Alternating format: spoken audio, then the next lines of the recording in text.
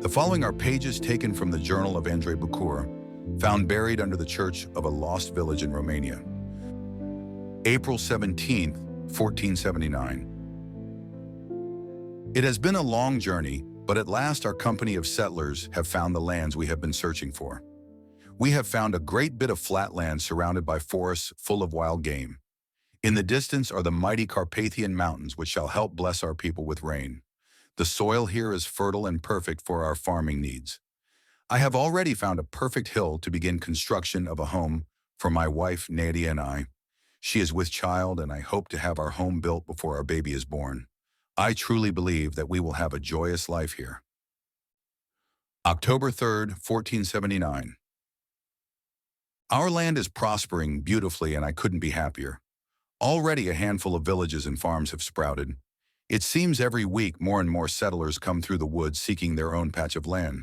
It would seem that word of our good fortune is spreading, and I say the more the merrier. Today we began scouting for more land closer to the mountains. There seems to be some quality land. However, some strange things began to happen as we drew close to the shadow of the mountain. As we drew closer, our horses seemed to become afraid. They became restless and began to fight violently against the reins. As we approached a series of large thorny bushes, the horses were nearly driven mad and began bucking riders.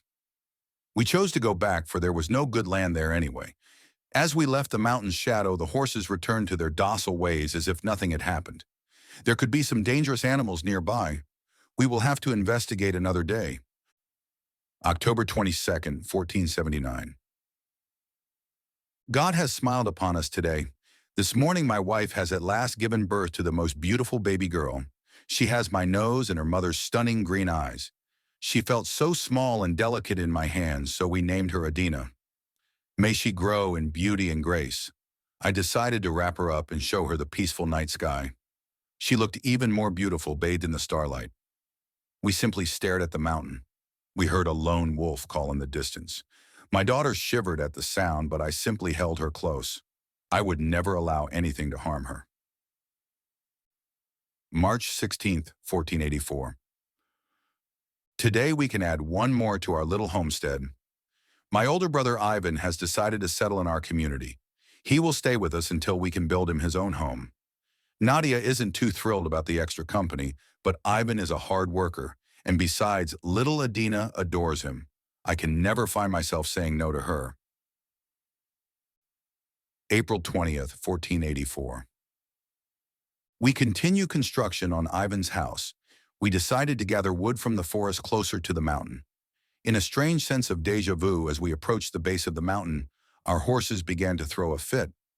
I seem to remember them doing this a few years prior, so I thought it best if we left the horses on the edge of the forest and continued on foot. We began chopping trees for the necessary wood when something odd took hold of Ivan. He grew quiet and stared deeper into the woods. He suddenly dropped his axe and began walking through the trees. I followed him and called his name several times, but he continued to ignore me. He stopped in front of a large thorn bush and simply stared. It seemed dead quiet for a moment, as if the forest itself was afraid of those bushes. He reached out his hand and cut himself badly on one of the thorns. As soon as a drop of blood hit the ground, a strange and unnatural wind blasted us in the face. Ivan came out of his strange trance and cradled his open wound. His face held true terror at the torrential wind. We could hear the horses going wild at the edge of the forest, so we decided to call it a day, leaving the wood behind. We both think it's best that we don't go near the mountain again. April 21st, 1484. This morning brought grim news from all over our frontier. I was working on the entryway to Ivan's cabin when one of the farmers came to me, saying that something had killed one of his cattle in the night. We went over to investigate the scene, and I lost my breakfast at the mere sight. To say that the steer had been killed was an almost sin-worthy omission. This cow had been slaughtered. It was torn to shreds from head to toe. Large claw and teeth marks riddled the carcass. Yet that was not the strangest part. Despite the evident carnage, there was not a single drop of blood anywhere on the scene. As I was purging myself of Nadia's eggs and beans, another villager from a nearby community came to us with a similar story. It would seem that something had torn apart their goats. I didn't dare visit the scene, but he told me enough to know that it had to be done by the same creature. Before lunch, which I could not even look at, people from 2 other villages came with the same stories of livestock obliterated overnight. It was clear that there was some sort of feral animal in our midst. I know that we have heard the howls of wolves in the distance at night, but I've never seen wolves do anything like this before. We are going to set traps near our stables and organize hunting parties starting tonight. We have agreed that until this beast is caught, we must keep the livestock that remains locked up tight after nightfall. May 12th, 1484. It has been over 3 weeks since we have begun hunting for the beast that stalks us, and we have turned up nothing. What we find even stranger is that the forests, which were always full of game, are now seemingly devoid of life.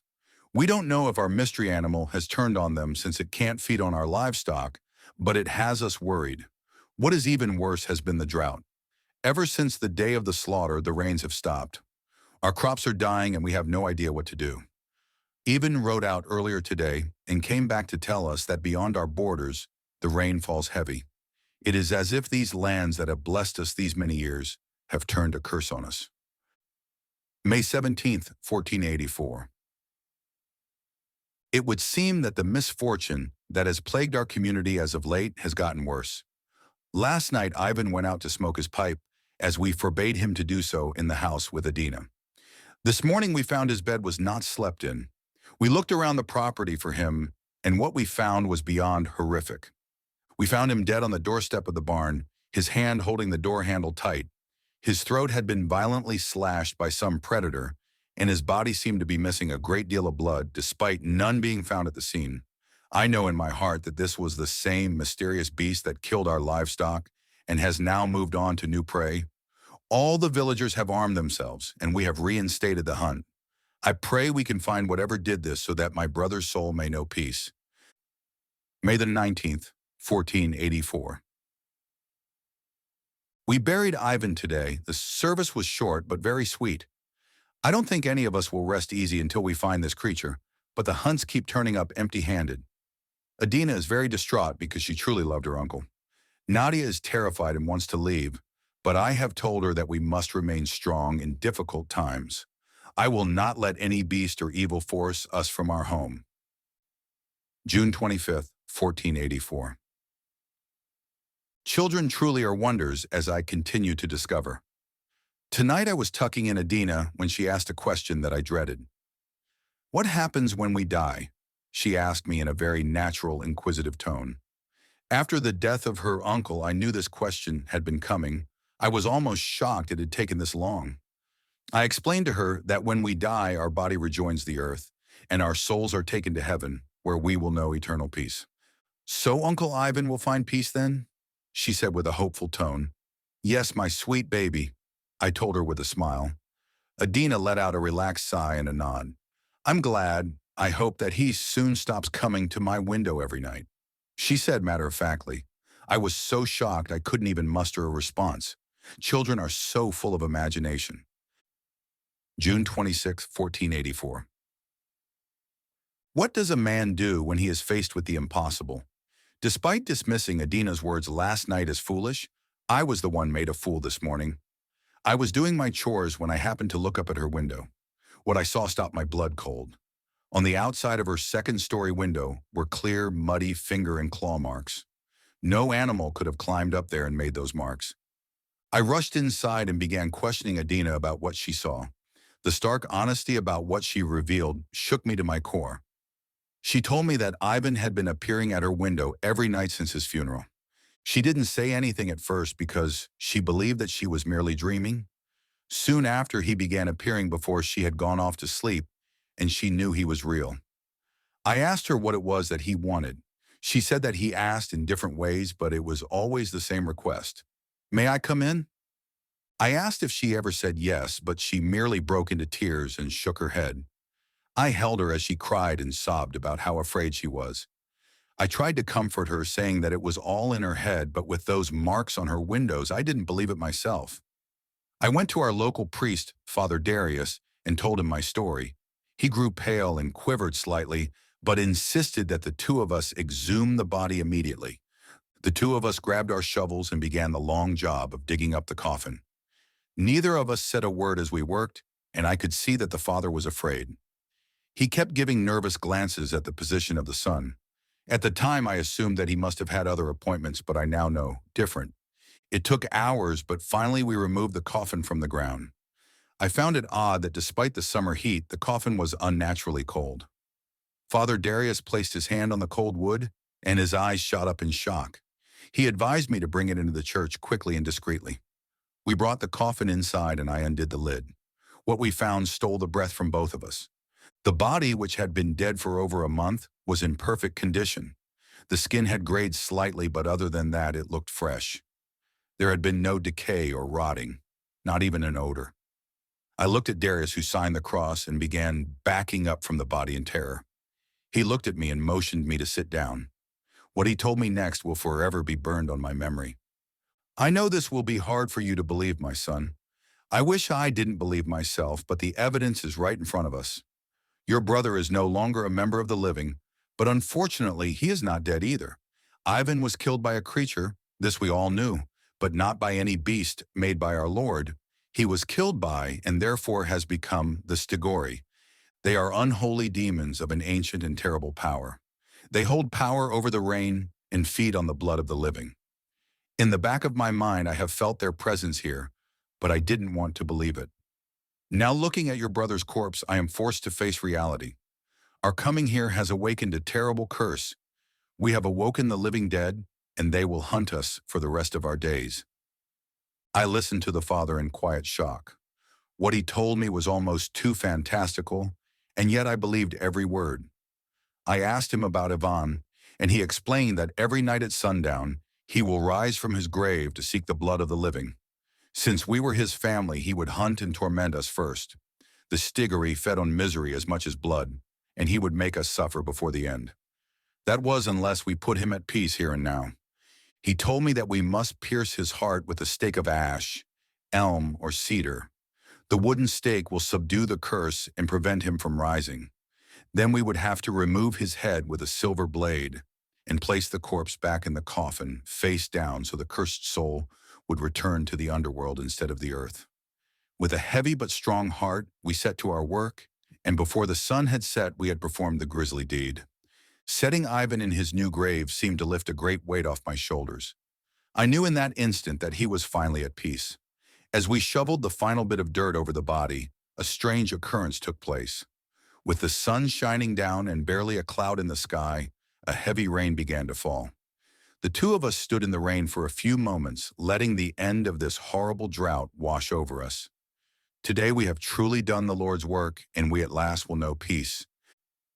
July 1st, 1484. Will tragedy ever simply leave our family alone?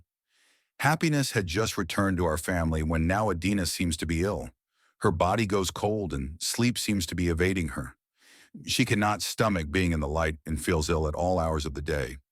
We can find no cause for this illness, but she does bear a couple of small marks on her neck. Every night I pray for her and her recovery. Please, Lord, just leave us be. July 5th, 1484. Today I have no more prayers and no more faith. We awoke this morning to no groans coming from Adina's room. I felt relief that perhaps she was healing. However, I soon realized that there were no sounds coming from her room at all. Nadia and I rushed to her room, but we both knew it was too late. As we opened the door, there was sweet Adina, laying in bed with her eyes wide, open, staring blankly into the abyss. Nadia rushed to her bed, but I couldn't move. I knew the stark truth of that blank stare. Our sweet little girl was gone. Nadia screamed until her voice was hoarse, and I simply stood and stared. I could not act. I could not function. I was no longer human. All I could ask myself was why? Why would God do this to his children? What have we done to deserve such things? The answer I came to was that a loving God couldn't do this to such a beautiful child. There is no one watching over us. We are alone. July 7th, 1484. Today, Nadia and I stood for the last time as mother and father as we watched our daughter be placed in the earth. Father Darius made a long speech that neither of us could hear. We were dead to the world as our heart now lies buried in the earth. We went back to our empty home and have said nothing to each other since. Nadia has taken to sleeping on her chair facing the door, as if she expects our daughter to walk in. I wish she would. I truly do. July 8th, 1484. I write this entry not before bed as usual, but at first light. I write this from my kitchen table surrounded by broken furniture and two dead bodies. I write because I do not know what else to do. Last night I awoke to the sound of my wife uncontrollably sobbing. I knew it would only be a matter of time before her depression broke, so I went to go and comfort her. As I neared the stairs, I noticed something was odd for her. Sobs were not brought on by sadness but joy. I feared for her sanity, so I rushed downstairs to the living room. There was my wife kneeling on the floor, clutching something to her chest. She turned to me and smiled. "My baby has come home to me," she said in a delirium. It was then that I noticed the blood on her neck. Nadia's body dropped limply to the ground, and there stood Adina still in her burial dress. Though I recognized her form, the creature standing before me was not my daughter. Her skin was a dull gray, and her golden hair had begun to darken. In her mouth were two large incisor fangs, dripping with blood. However, it was her eyes that told me that something else lingered under skin. My Adina always had beautiful forest green eyes that melted my heart. The demon before me had irisless, pitch-black eyes that bore into me. These eyes held no light, no love, and no soul. She tilted her head and smiled at me. "Father, dearest, I have come home. Won't you pick me up so I can hug you tightly? I have a special kiss I have been saving for you and Mommy. We can be a family again. Just lift me up, Daddy," she said to me in a sickly, sweet tone. For the first time I can remember, I did not give my daughter what she wants. Instead, I backed into the kitchen and slammed the door. I simply stared at the door for a moment, frozen in fear. I could hear a distinct sound of claws scraping against the wood. Then her horrible voice echoed from the other side. "Silly Daddy, doors will do you no good, since Mommy already invited me in." With that, her tiny hand burst through the door, and to my horror, I could see long claws had tipped her fingers. She began shredding the door as if it was paper, a door that was made of solid elm. "Elm!" I shouted into the darkness. I reached around and found a solid slab of wood to defend myself with. That was when the fiend that had once been Adina strolled in. She looked at me then, at the wooden stake I clung to. Her eyes lost all playfulness. "That splinter will do you no good. I think I've played with you long enough, Daddy," she said with not even the faintest hint of affection in her voice. I knew what was going to happen before it did. She reared up and leapt at me like a jungle cat. I moved with grace not common to me and grabbed a dining room chair. I swung my weapon and managed to pin her to the floor. She clawed at the chair, sending chunks of wood everywhere. I knew I would only get one shot, so I thrust the elm stake directly into her chest. Her movement stopped right as the chair broke, sending me on top of her. Perhaps it was air escaping, but I thought I heard the words, "Thank you," echo up from her lungs. I got off of her and simply sat on the floor panting for several minutes. Finally, when it was clear she wasn't going to rise again, I moved myself to the table where I had left my journal, and I have remained here since. I know what I must do with the bodies of my wife and daughter, but I do not have the strength. When my legs decide they want to work, I will go to Father Darius. He will do what needs to be done. July 12th, 1484. The bodies of Adina and Nadia have been properly dealt with and buried. I wish I could say that was the end of it all, but it would seem our hell has just begun. Since the slaying of Adina, 3 new victims have been found, all with their blood drained. Father Darius has seen to the proper arrangements, but no funerals will be held. We have lost our taste for them. The secret is out, and all the villages are aware of the evil that plagues these lands. As a precaution, we have initiated a mandatory curfew for all villagers, and no one is to be outside after dark. I pray. To what, I do not know, but I pray that it will be enough. July 20th, 1484.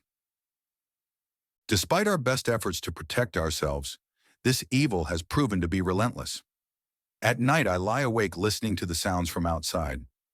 I can hear these creatures crawling across our rooftops and walls. It would seem as though they are aware that we can hear them, and they relish it. I have boarded my windows, but I can hear them whispering in the dark. They whisper to be let in at all hours of the night. The fiends know our weaknesses and continue to use them against us. They take on the voice of my wife asking why I didn't rescue her. They whisper as Adina sobbing and asking why I hurt her. Sleep has become next to impossible, and every night those whispers become more and more tempting. It is not me alone that they torment throughout the night, but all the villagers. Last night a mother came out of her home holding her newborn infant in her arms. She offered it as a sacrifice to make the whisper stop. Thankfully, her husband and brother were able to drag her inside before the beast could pounce on her. We have sent out daily hunting parties trying to find these creatures' lairs. However, none have returned from the shadow of the mountain, and willing volunteers are dwindling. New settlers come each day looking for land, and we are forced to chase them out for their own good. I do not know how much longer any of us can last against this overwhelming darkness. Hope dies a little more each day. July 26, 1484. I do not know what faith I hold myself to anymore, but if there is a God, then he has truly left us. Today at midday, an emergency meeting was held to address the curse upon our lands. Many called for us to abandon our homes and to flee. Father Darius stood and said it would be our demise. These beasts can track our scent, and without proper homes to keep us safe, we would be slaughtered overnight. When we were finished, they would venture out in search of fresh blood. We had awoken these creatures, and they were our responsibility. More talk of sacrifice grew, but no one was truly willing to follow through. That was when Father Darius spoke once more, and his words carried hell itself in them. He spoke of the increase in settlers coming through the forest in search of land, and he suggested that we give it to them. He suggested the creation of a new village at the base of the mountain near the creature's lair. If the fiends had a closer food supply, then they would leave our lands alone. I said that no one would be foolish enough to stay in a village beset by evil. Darius merely nodded and said that they would if they were made to. He would take on the role of priest in the village. The word of God could be used to keep them there if they believed that they were stronger than the beasts. He would provide them the tools to survive while influencing them to stand against the darkness. It may take years, even generations, but they could be convinced to stay indefinitely. I was beyond horrified that a man of the cloth could spew such blasphemy. However, my shock and horror reached their peak when others began to support his crazed idea. A vote was taken, and I watched in silence as waves of hands raised, seeing this demonic plan through. The vote carried, and construction of the new village would begin at once. We all walked home in silence, no one willing to look each other in the eye. There are creatures in the mountain for certain, but I now wonder who are the real monsters. July 30th, 1484.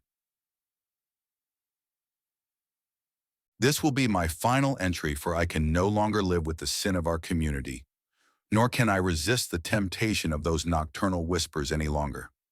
I bury my journal at the base of what will be the church of this new community.